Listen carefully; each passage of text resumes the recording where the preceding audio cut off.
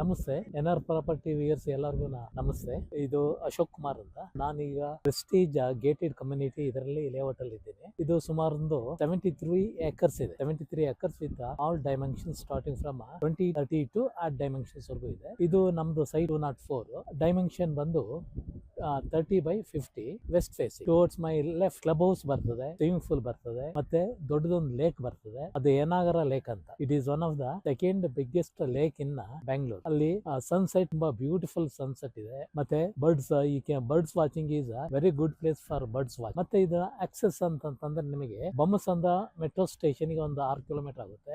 ಆಮೇಲೆ ರಾಮೇಶ್ವರಂ ಕೆಫೆಗೆ ಅದು ತುಂಬಾ ಹತ್ರ ಆಗುತ್ತೆ, ಅದಕ್ಕೊಂದು 6 ಕಿಲೋಮೀಟರ್ ಆಗುತ್ತೆ. Access to all facility. So ಇದು fully develop, ready to build and live, no problem. ಪಕ್ಕದಲ್ಲೇ ಅವರದೇ ಪ್ರೆಸ್ಟೀಜ್ ಅವರದೇ ಇದಿದೆ, ಅಪಾರ್ಟ್ಮೆಂಟ್ಸ್ ಇದೆ, DFL ಇದೆ. ಇದು ಪ್ರೆಸ್ಟೀಜ್ ಹೆಸರು ಬಂದು ಪ್ರೆಸ್ಟೀಜ್ ಕಿಂಗ್ಸ್ ಕೌಂಟಿ ಅಂತ ಹೆಸರು. ನಾವು ಇದನ್ನ ಮಾರಾಟಕ್ಕೆ ಇಟ್ಟಿದ್ದೀವಿ.